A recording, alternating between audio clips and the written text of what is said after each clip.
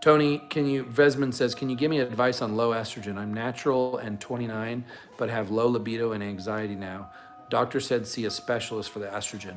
So yeah, I've experienced this as well. When estrogen levels are low, you lose like drive for life and sex drive. But getting estrogen levels up, I mean, if I'm not saying to take a steroid if you're not already taking a steroid, but a lot of steroids convert to estrogen, so it's really easy. And birth control pills are really easy to get a hold of too. The problem is if you're natty and you take estrogen, like birth control pills or something, it's gonna crash your testosterone levels. Like the way that testosterone and estrogen are, so it's tough because that's a weird, like it's almost easier to treat someone who has high estrogen, low testosterone than it is to treat someone who has low estrogen, high testosterone. All right, my test was 370, so I'm considering TRT. Okay, so Vesman's test is 370. Normal range is like 250 to 950. So Vesman, depending on his age, is probably on the low side. But I will say, if someone has low testosterone and they are not experiencing any symptoms of low testosterone, it is possible that their body is receptive to low levels of testosterone. I have seen people, Vesman's 29 years old and natural, so his testosterone should be like 600, right? So he's 370. JT says he was 180. So I've seen bodybuilders, natural bodybuilders with low testosterone who definitely didn't take anything and they still had all the benefits of having high testosterone. So just because you have low or just because you have high testosterone doesn't mean it's optimal for your body. It's a lot more complicated than that. You kind of do have to go by the symptoms more than the number. It's always good to have the number because most people, will function best at a natural level of 600-700, right? So you can sort of use that as one indicator, but it's not the only indicator. Plus, you got to look at your free testosterone versus your total testosterone. All right, do you think your channel will blow up? Oh, Skywing, well, it did blow up before. It blew up in a good way, like the channel went completely viral, and then it blew up, literally got deleted and censored. So this is like rebuilding a new channel all over again. Yes. We're in the pizza press. Do you want a cauliflower for pizza? Yes. Okay, good. I'll text you what I want on it. Sounds good. I'm getting a cauliflower pizza for dinner. Heck yeah. All right, best TRT doses. Oh, well, that depends on what we're trying to do. I mean, I know bodybuilders that call 400 milligrams a week TRT, and that's a pretty high dosage. And then I know old guys who get prescribed like 100 milligrams of TRT per week, and their testosterone is great and they feel fantastic. So it depends on like your body size, your age, how sensitive you are to testosterone, whether there's any risks of having too much DHT or estrogen conversion. Okay, Master of Molar says, if blasting and cruising, should I take HCG off and on to keep balls working? Master of Molar, I will tell you what I do. I do take HCG on cycle, and I realize this is a hotly debated topic, but it's worked really well for me to take HCG on cycle.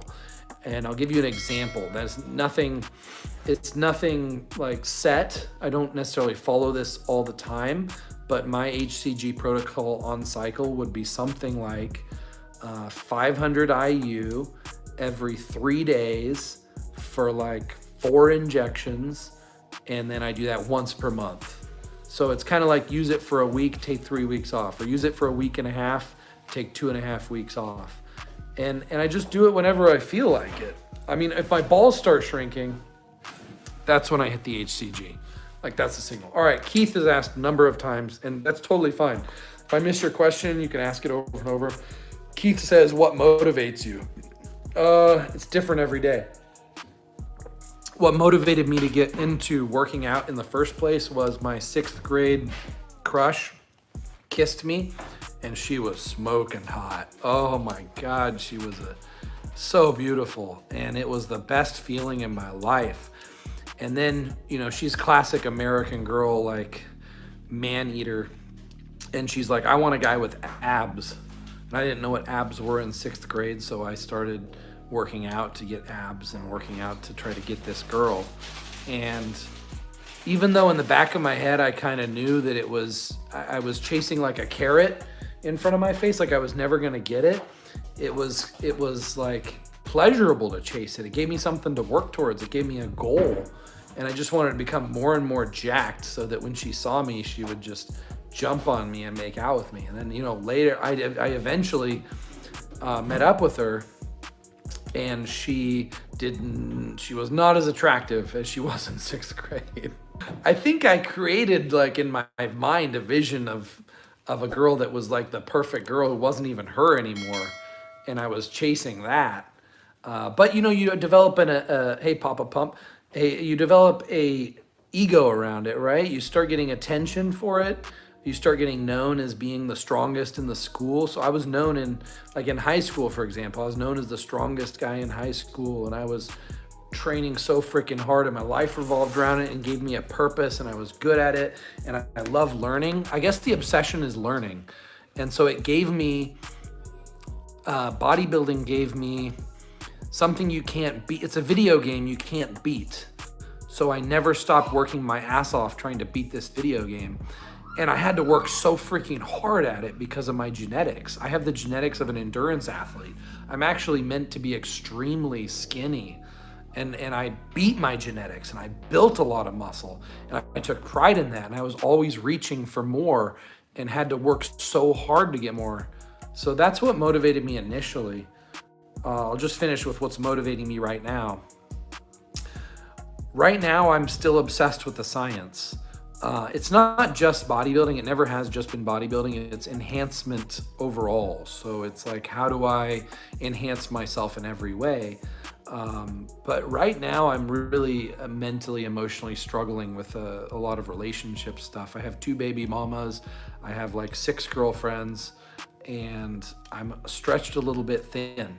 I was hoping that all these girlfriends would live in one big happy family in one house, and that's sort of the vision I've been chasing. You know, I thought, well, if I'm successful, you know, especially in my lawyer days, I'm like, okay, if I'm successful enough, I'm famous enough, I have a lot of money, I have cars, yachts, boats, jet skis, I have everything an American dream could consist of, then finally women will want me so much that they'll be willing to let me have as many of them as I want, all shared in one house. And I'm chasing this ridiculous dream. And the problem is, like, I really love baby mama, but she is so freaking stubborn. It doesn't matter whether I'm the king of the universe, she is still not gonna share a house with baby mama number 2, or so she says. You know, I'm still working on it, right? But I kind of like reaching the point right now where I'm almost gonna give up on it, which makes me really sad, because if I lose that dream, then then I don't know. That's like my motivation. Okay, but that's like my overall motivation, and I could talk a lot more about that. I am motivated by helping people. I always wanted to give as much value to people as I could. So I find that I have an insight, a gift. I'd say in biochemistry, biophysics. Biophysics would be how you would describe what one of my skills is. So I have to, if that's my gift, I have to give that to the rest of the world so that I feel like I'm worthy of existing on this planet, and that so my dad up in heaven will be proud of me someday, if you want some of the really emotional insight.